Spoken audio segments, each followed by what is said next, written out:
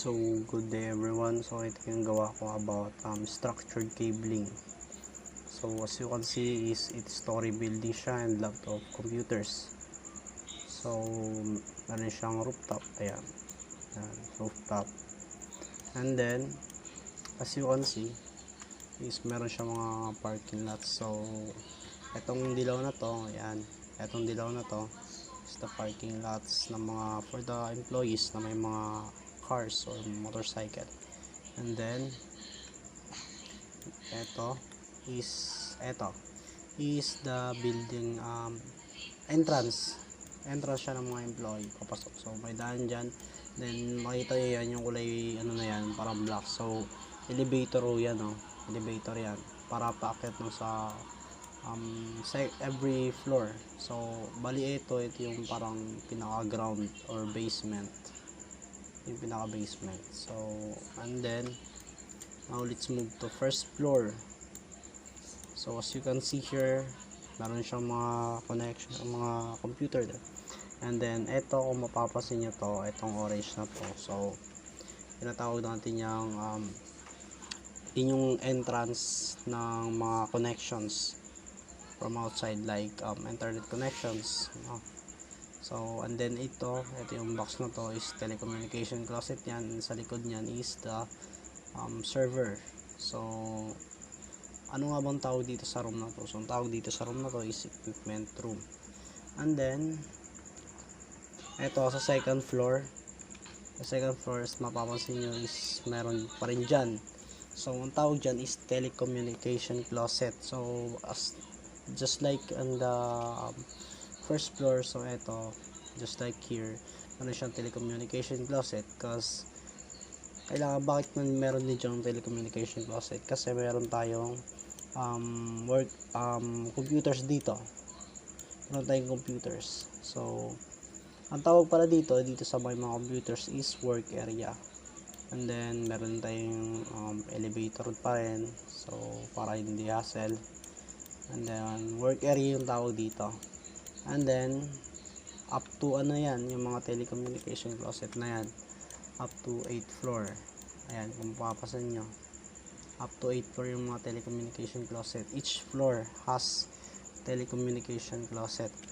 And then yan, as you can see, lahat sila is may mga computers. And then lahat ng floor na may computers or lahat sila is merong telecommunication closet. And then bakit nga ba is isa-isa bawat for may telecommunication closet, pwede namang i-connect agad dito sa baba. Dito pwede namang i-connect agad dito. So bakit nga ba? So sasagutin natin yan. Kailangan natin ng telecommunication closet para makatipid. So unang-una para makatipid, no? So isipin mo galing ang 8th floor, tapos i-connect mo dito pababa, no? I-connect mo dito pababa. Ilang cable yung magagamit mo dyan? So malaki-laking gastusin kasi mahaba yung cable. Isipin mo ilang meters yan. And then the other one factor why we have telecommunication closet each floor, because in order for us to identify quickly the error in case na magka-error, no? Kasi for example, okay naman sa 7th floor, sa 8th floor hindi gumagana. So saan yung problema? So dito na sa 8th floor yung problema. So ganun yan. Mas hindi tayo mahirapan pag-determine kung saan ba yung dapat nating ayusin. And then as you can see, yung mga kulay blue na yan, yung kulay blue na connection na yan, so tinatawag natin yung backbone cabling. So backbone cabling, so eto paliwanag ko sa inyo kung paano nga ba to. Eto from ER or equipment room, so pupunta siya sa telecommunication closet. And then after the telecommunication closet is pupunta yan dun siya sa switch. And then yung switch is pag-deploy ng internet by the use of LAN cable. So dito is hindi na siya nakita, no? But basically meron yan o tinatawag nating horizontal cabling. So sa horizontal cabling, so we use here star topology. Yan. So as you can see, so dito pa rin. So sa second floor ganun din.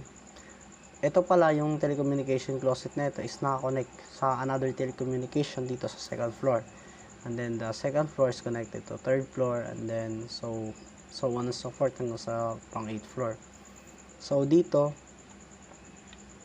ito, yan, yung dito sa ER, so dyan galing yung connection dito sa telecommunication closet. And yung ER naman, yung connection niya is galing dito sa ito, yung kulay orange, yung galing yung mga cable to dito. Pwede natin may kumpara sa maligim na mga PLDT cabling. So parang ganun, basta dyan yung eto, pakita ko sa inyo.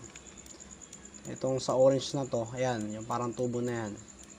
Ayan, dyan papasok yung mga wires or mga connections na galing sa labas. Okay, so yun lang. So that is the what we call the structured cabling. So ulitin ko ulit, itong tawag dito sa ito kung may mga computers is work area. Under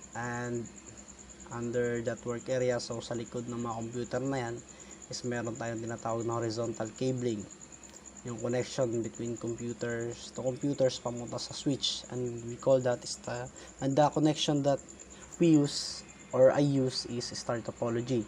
And from the switch is pupunta siya dito through to backbone cabling, pupunta siya sa telecommunication closet dito, pupunta siya sa telecommunication closet. And then itong telecommunication closet na to is bababa sa another telecommunication closet hanggang sa umabot sa dito, sa ER, sa equipment room. So andyan yung mga different servers which is nagsusupply rather ng internet sa each floors. So yun lang, and thank you.